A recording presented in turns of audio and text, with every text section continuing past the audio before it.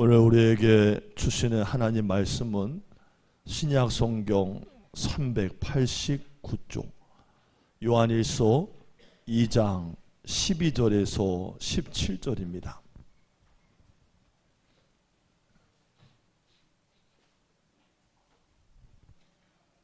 요한일서 2장 12절에서 17절 말씀 다 찾으셨으면 아멘. 저랑 한 절씩 교독하십니다. 자녀들아, 내가 너희에게 쓰는 것은 너희 죄가 그의 이름으로 말미암아 사함을 받았음이요.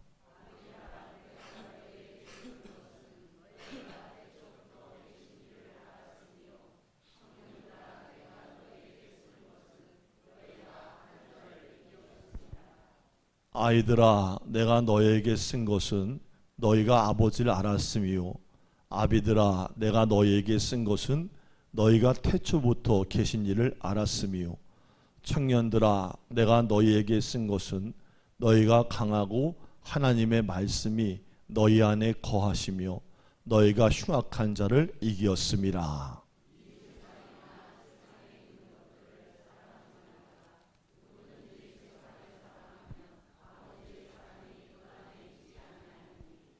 이는 세상에 있는 모든 것이 육신의 정욕과 안목의 정욕과 이생의 자랑이니 다 아버지께로부터 온 것이 아니요 세상으로부터 온 것이라. 함께 읽습니다.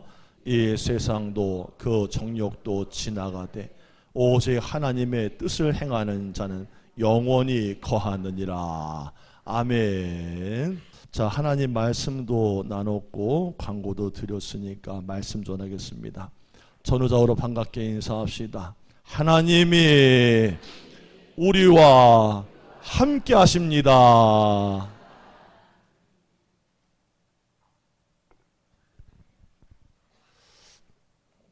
거울을 볼 때마다 얼굴에 주름살이 들어가는 어느 속상한 여왕님이 있었대요. 하루는 신하들에게 내가 몇 살이나 되어 보이느냐라고 물었다는 거예요.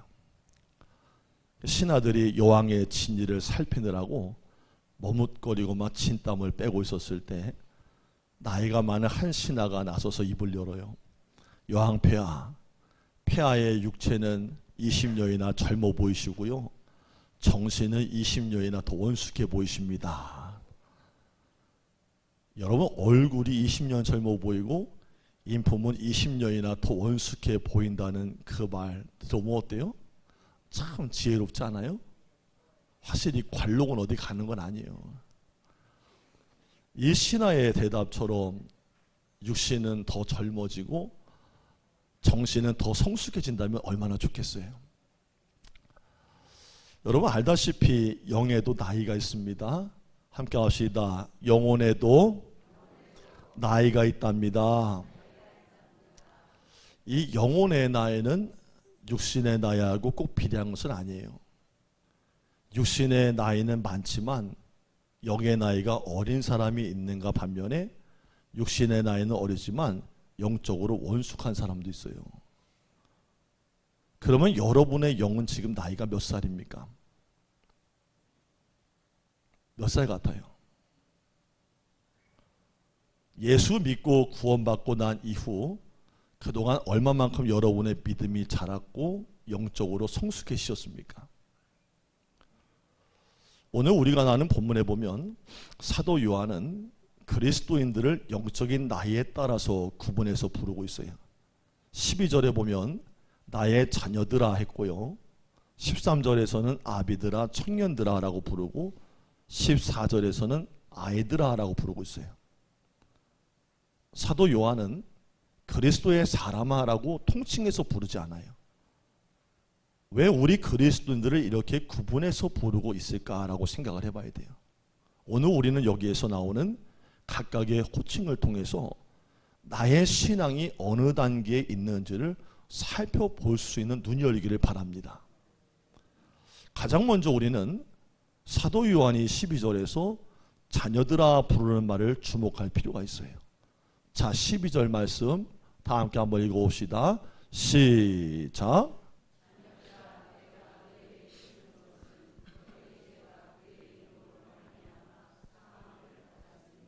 아멘.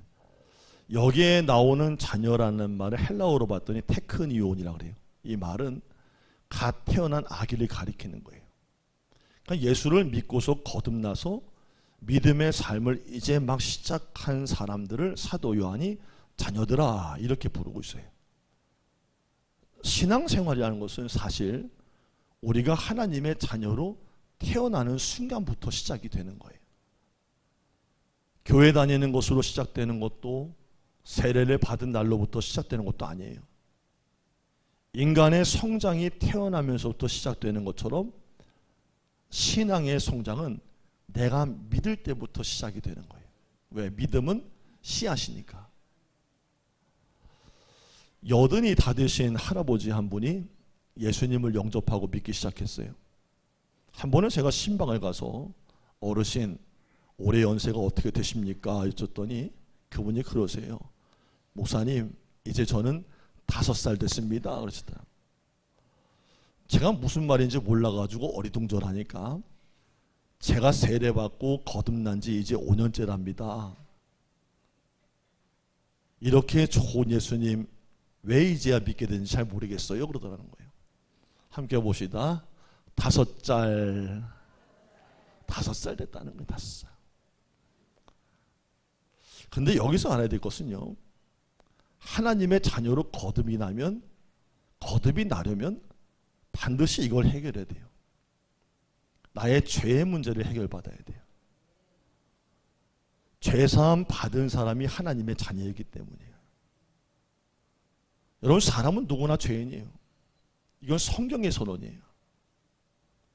로마서 3장 23절에 모든 사람이 죄를 범하였음에 하나님의 영광에 이르지 못하더니 로마서 3장 10절에서 12절에 의인은 없나니 하나도 없으며 깨닫는 자도 없고 하나님을 찾는 자도 없고 다 치우쳐 무익하게 되고 선을 행하는 자가 없나니 하나도 없다. 함께 합시다. 하나님 저는 죄인이었습니다. 여러분 사람은 존재론적으로 죄인이라는 거예요. 이것을 원죄 오리지널 신이라고 그래요. 여러분의 윤리적인 행동의 죄를 말하는 게 아니에요. 아담의 후손으로부터 나오는 모든 죄의 뿌리를 말하는 거예요. 자, 그러면 죄인된 우리 인간을 그대로 두면 어떻게 될까요? 여러분 지옥은 어떻게 갑니까? 지옥 어떻게 가요? 지옥을 가려고 애는 쓰지 마셔. 그런데 지옥은요 그냥 가만히 있으면 가는 거예요. 태어났는데 아무것도 안 해. 그냥 가만히 있으면 지옥 가는 거예요. 왜? 원죄가 죄인이기 때문이에요. 뿌리가 죄인이기 때문이에요. 하나님은 우리 인간을 죄에서 구원해서 하나님의 자녀가 되게 하셨다는 거예요. 그럼 어떻게 구원하셨냐? 여러분이 12절에서 읽으셨어요. 너희의 죄가 그의 이름으로 사함을 받았으며. 함께 합시다. 예수님의 이름으로, 그분의 이름으로 사함 받았다는 거예요. 이걸 풀어 얘기하면 예수님의 이름으로 우리의 죄가 사함 받았다. 우리의 힘과 노력이 아니라 십자가에서 흘리신 예수의 그 피의 공로로 죄 사함을 받았다는 거예요. 여러분 기도하실 때 마지막에 뭐라고 기도해요? 가끔 가다가 오래 기도하고도 까먹는 분도 있어요. 막 갔다 막 하다가 막 삼천포 갔다가 나중에 뭐라 그래요? 예수님의 기도합니다. 뭐 이런 분도 있단 말이에요. 끝은 정확히 해야 돼. 왔다 갔다 하더라도. 뭘 정확히 하라고요? 끝은 정확하게 해야 돼. 예수님의 이름으로 기도드립니다. 예수의 피의 공로로 죄사함을 받게 됐다는 거예요. 그래서 베드로 사도는 너희가 알거니와 너의 조상이 물려준 헛된 행실에서 대속을 받은 것은 은이나 금같이 없어질 것으로 된 것이 아니라 오직 흠없고 점없으신 어린 양 같은 그리스도의 보배로운 피로 된 것이다. 베드로전서 1장 18절 19절에서 말하고 있는 거예요. 예수의 피, 예수의 피, 어린 양 예수의 그 피로 속죄함 얻었네. 주 예수 내 죄를 속했네. 할렐루야 할렐루야. 피의 공로로 사함받는 거예요. 따라서 영의 나이를 묻는 것은 교회 몇 년 다니셨어요? 교회에서 어떤 일 하세요? 경력이 어떻게 되세요? 이게 묻는 게 아니에요. 하나님의 자녀로 다시 태어났냐? 진짜 거듭났다면 믿음이 잘하고 있습니까? 라고 묻는 거예요. 신앙생활은 자녀로 출발하지만 그러나 자녀에 머물러서는 안 돼요. 여러분 어린아이가 태어나면 어때요? 과정이 있죠. 처음에 막 엄마들이 아기가 그냥 누워있을 때는 마냥 이뻐하다가 환호성이 막 터질 때가 있어요. 여보 저것 좀 보라고. 뭐하면? 뒤집고 배밀이 할 때 막 신기합니다. 어쩜 때가 되면 다 한단 말이에요. 그럼 말문이 안 터졌던 애가 갑자기 빡 그러면 입이 터지는 거예요. 그러니까 일어나서 막 기둥 붙잡고 서 있다가 뒤로 쾅 앞으로 쾅 그러면 그 잘하는 거예요.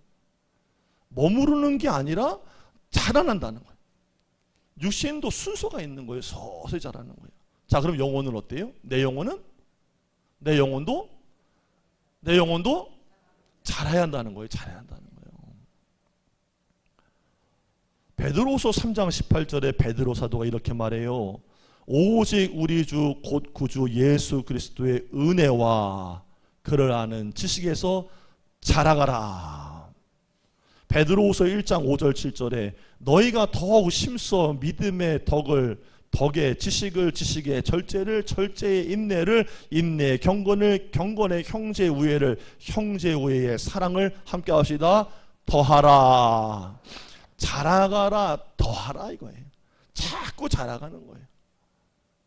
그러니까 예수 믿고 하나님 자녀가 된 사람은 이제 사랑을 향해서 사랑이신 예수님 향해서 그분을 닮아간다는 거예요. 이렇게 자라나는 것은 우리 그리스도인의 의무이자 동시에 특권이에요. 자, 그렇다면 어떻게 영적인 성장을 이룰 수 있을까? 사도 요한이 오늘 본문에서 그 성장 단계를 세 가지로 나눠서 설명합니다. 그 첫 번째가 바로 아이의 단계예요.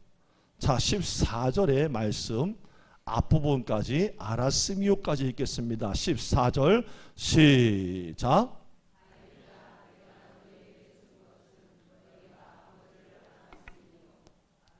참 잘하셨어요. 할렐루야. 함께 합시다. 시키는 대로 하자. 알았음이요. 여기에 보면 사도 요한은 아이드라 그래요. 아이디라.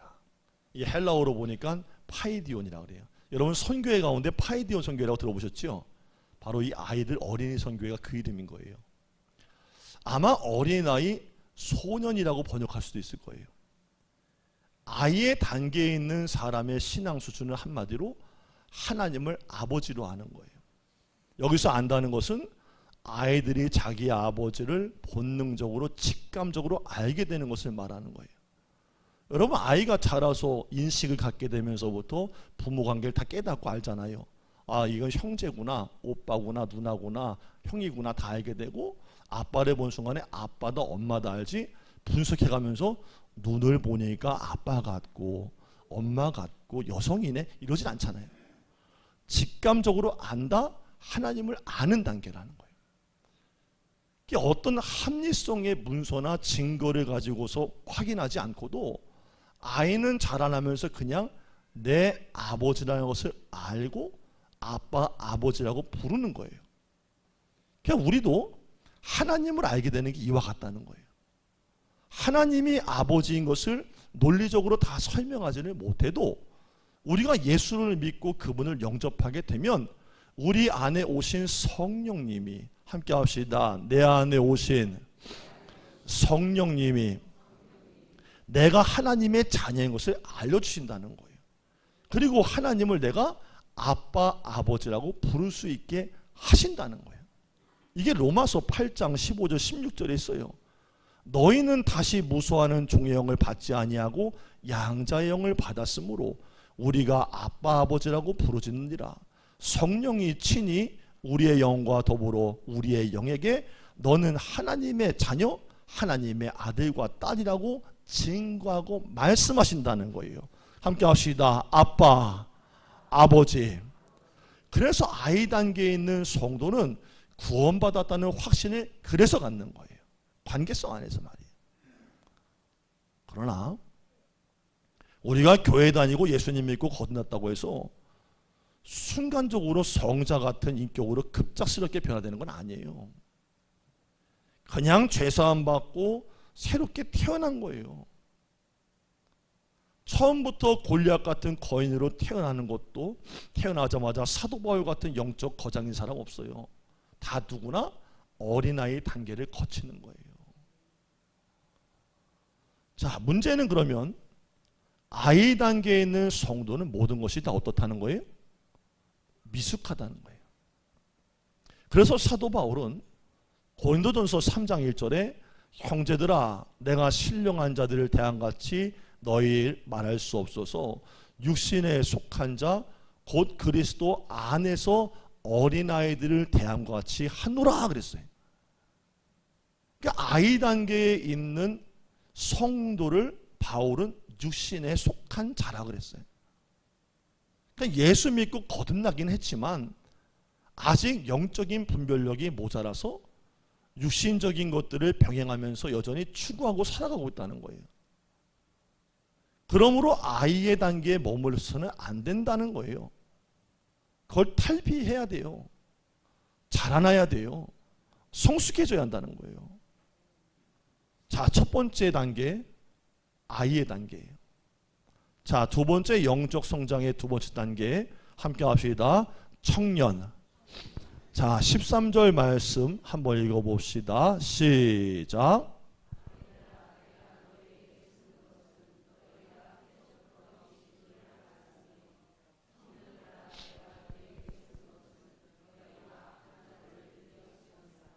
아멘.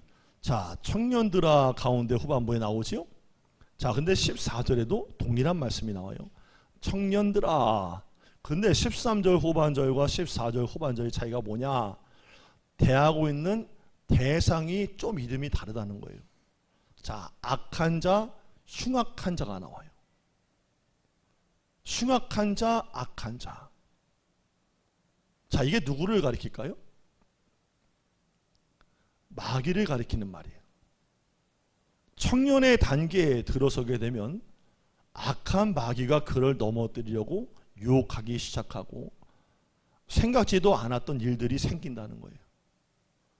아이의 단계에서 만나지 못했던 생각지도 못한 환난과 핍박을 당하기도 합니다.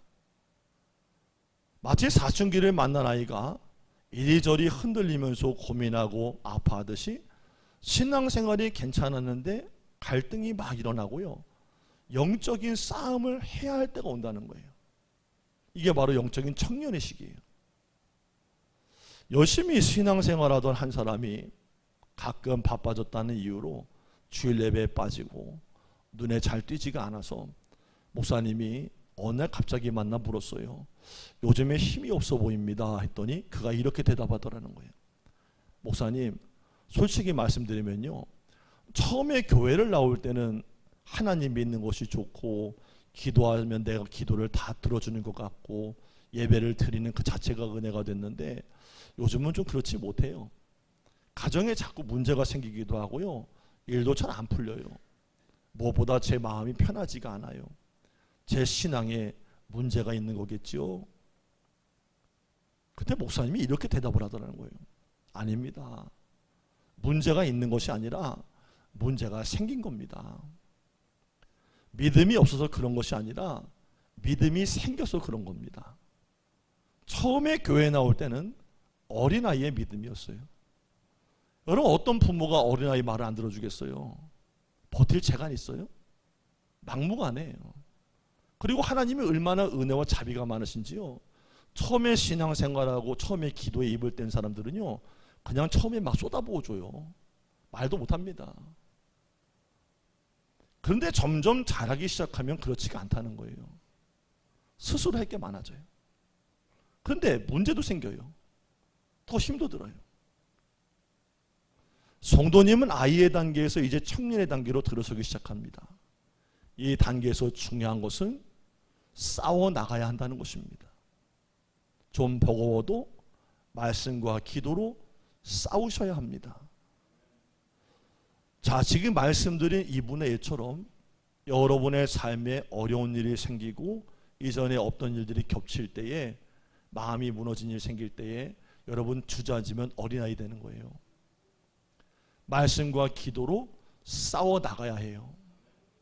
자, 옆 사람 싸우자고 하지 말고 깨워보세요. 말씀과 기도로 싸워 나갑시다. 버겁죠. 싸워야 돼요. 혹시 우리 중에도 이런 분 계시지 않을까 싶어요. 옛날에 기도 잘 되다가 요즘 기도가 잘 안 돼요. 일이 잘 풀리는 것 같다가 안 돼요. 처음 예수님 믿을 때 하나님이 나만 사는 것 같았는데 요즘은 좀 멀리 계시는 것 같아요. 아이의 단계에 있다가 청년 단계로 올라선 거예요. 축복합니다. 격려합니다. 힘을 내세요. 그러면 영적인 청년들이 어떻게 이 악한 자와 흉악한 자를 이길 수 있냐? 14절에서 청년들아, 너희가 강하고 하나님의 말씀이, 함께 합시다. 하나님의 말씀이 너희 안에 거하시며. 두 가지를 말해요. 두 가지. 하나는 강해야 한다는 거예요. 여러분, 청년의 때는 강합니다. 그렇죠? 힘도 넘쳐요. 어지간해서 감기도 잘 안 걸려요. 막 돌도 씹어먹을 것 같은 거예요. 여러분, 저도 그랬어요. 제가 이 중에서는 제일 나이가 젊고 어리잖아요. 할렐루야. 다 누나들 형님들인데 저도 20대 중반까지는요, 아픈 게 뭔지를 몰랐어요. 그때 제가 입에 달고 사는 말이 그거였어요. 왜 아픈 거야 우리 엄마? 왜 아프대? 왜 맨날 주물러 달래? 이해가 안 가는 거예요. 왜 아파? 등이 왜 뻐근해? 근데 이게 이상하지?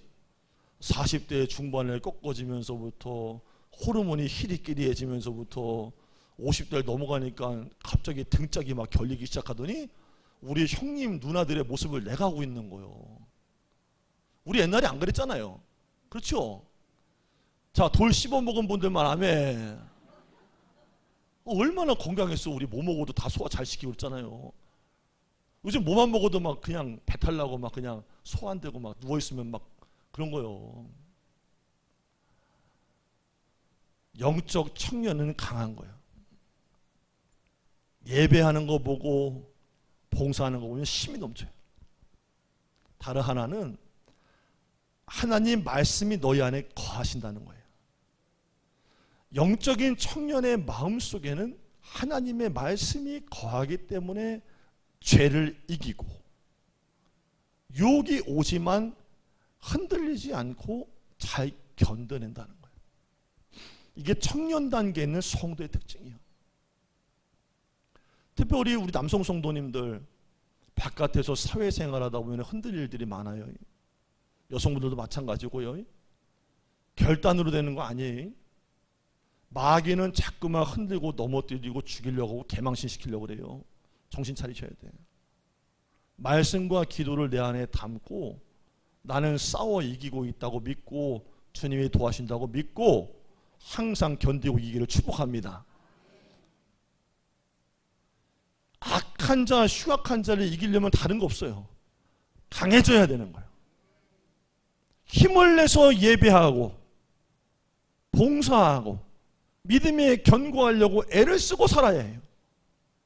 뭐 다 그렇게 사는 거지 그러지 말고 더 힘을 내야 돼요. 무엇보다 하나님의 말씀이 내 안에 담겨 있으면요, 그 말씀이 나를 피하게 하세요. 그래서 시편 119편 9절과 11절에는 청년이 무엇으로 그의 행실을 깨끗게 하리까? 주의 말씀만 지킬 따름입니다. 내가 주께 범죄하지 아니하려 하여 주의 말씀을 내 마음에 두었습니다.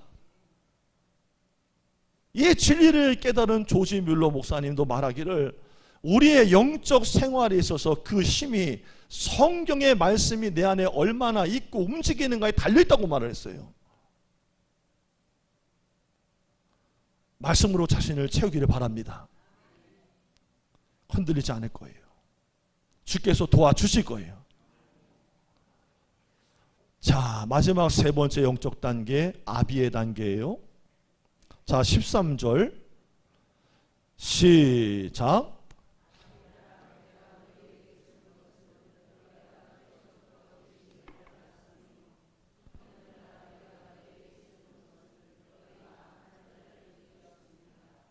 아멘.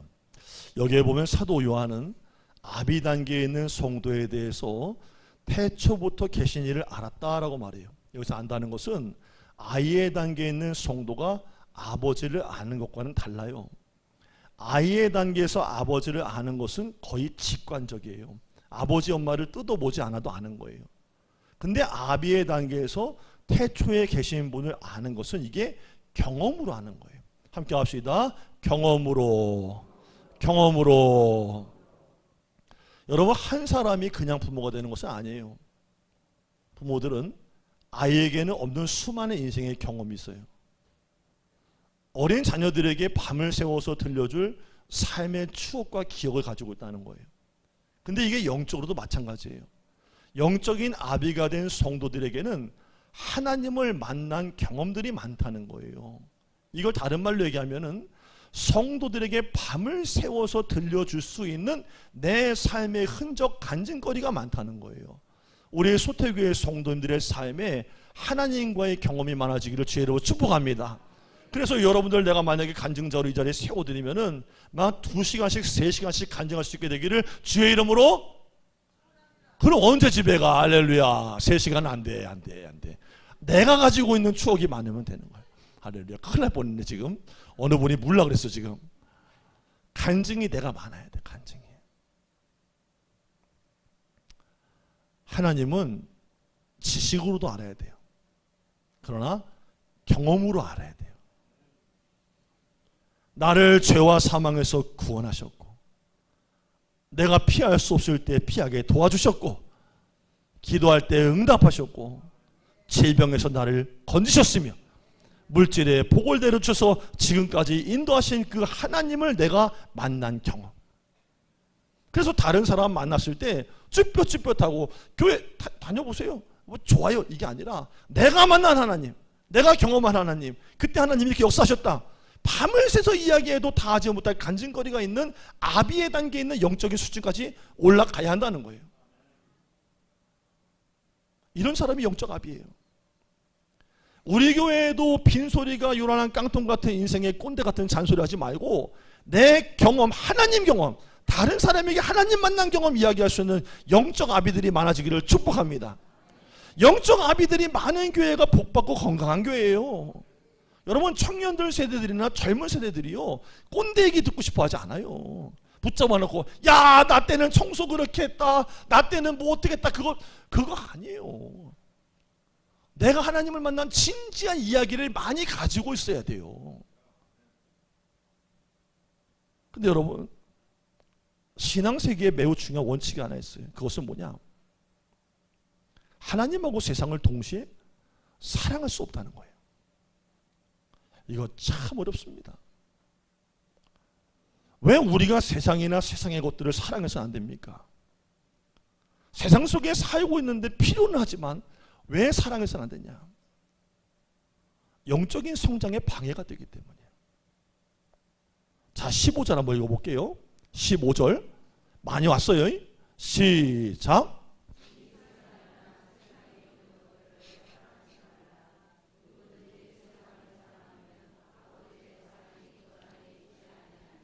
아멘. 여러분, 야고보서는요 이것보다 더 강하게 말해요. 야고보서 4장 4절에 보니까 가늠한 여인들아, 세상과 벗된 것이 하나님과 원수됨을 알지를 못하느냐. 그런즉 누구든지 세상과 벗이 되고자 하는 자는 스스로 하나님과 원수가 되는 것이다. 이게 여러분한테 확 와닿지가 않을 것 같아서 제가 어제 유진 피터슨의 메시지 바이블을 한번 번역을 해봤어요. 한번 들어보세요. 그 뒷부분에 이은 얘기의 후반부에 여러분은 하나님을 속이고 있습니다. 온통 자기의 마음대로 살거나 기회 있을 때마다 세상과 놀아나는 것이 여러분이 원하는 바라면 이게 하나님과 원수된대요. 그러니까 세상 사랑하고 세상과 친하게 지내다가는 하나님하고 멀어지게 된다는 거예요. 왜 그렇게 될까요?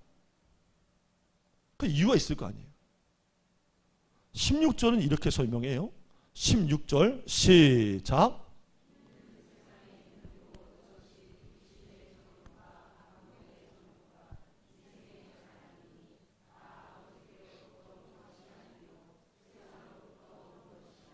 아멘. 육신에 있는 정욕은 영적인 것과 대립되는 것으로 육신의 만족을 채우려고 부패한 욕망과 더러운 욕심, 죄악을 따라간다는 거예요. 육신의 정욕에 사로잡히면 하나님도 다른 사람도 안 보이고 오직 내 욕망을 채우려고 달려간다는 거예요.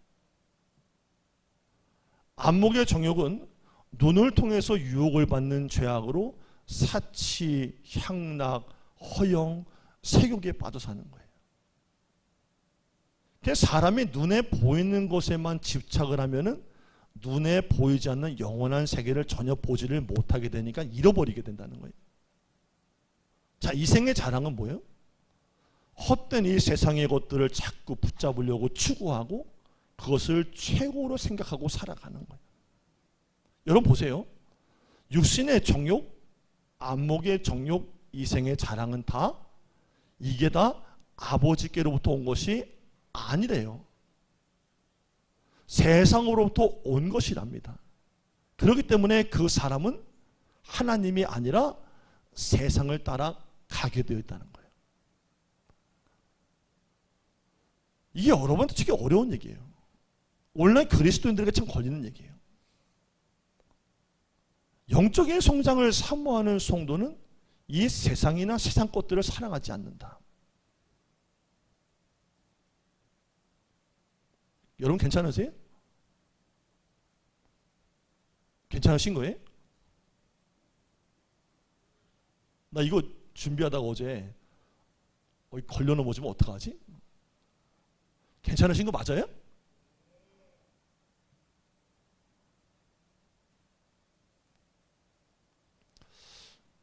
(17절) 한번 읽어볼게요. 17절 시작.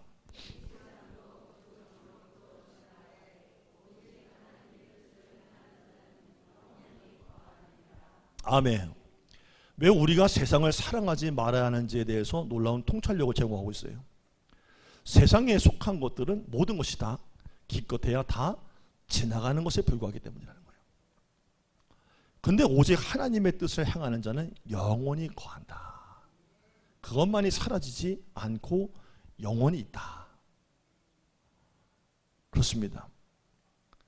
우리가 예수님을 위해서 한 일만이 우리 인생에 남는 거예요. 다 지나가요. 찰스 토마스 스터드라는 선교사님이 계세요. 바로 이분이 이 말씀을 붙들고 사셨던 것 같아요. 일평생. 이분이 일평생 제3의 오지 선교에 생을 다 바친 분인데요. 그분이 마지막에 남긴 유언 같은 말이 있어요. 제 책상에도 적어놨거든요. 인생은 한 번뿐이고, 뭐 이렇게 진지하게 얘기하면 시킨다는 거 아니겠어요? 그죠? 인생은 한 번뿐이고 그마저도 곧 지나가리라. 그리스도를 위해 행한 일만 남으리라. 성경대로예요. 이분이 이걸 모토로 평생 선교지에 살다 돌아가셨어요. 딱 한 번 살아요. 물론 너무 빨리 지나가서 속상하지만 우리의 남은 삶, 주님 위해 살다가 천국에서 영원히 살아야 하지 않겠습니까? 여러분의 영의 나이는 지금 몇 살입니까? 어디에 머물러 있습니까? 믿음의 단계는 어디에 있습니까? 예수님을 닮아가는 방법은 예수님과 함께하는 것이에요. 이 세상에서 세상과 짝하지 않고 살 수 있는 방법은 말씀을 읽고 은혜를 사모하며 가까이 사는 거예요. 목회자는 가장 두려워하는 게 바로 그거예요. 성도들이 어느 순간 자꾸 세상으로 쓸려 나갈까 봐 그거를 방비하고 기도하고 방비하다가 어느 순간 세상으로 쓸려 나가는 성도를 바라볼 때 찢어지는 가슴과 아픔을 가지고 기도하는 거예요.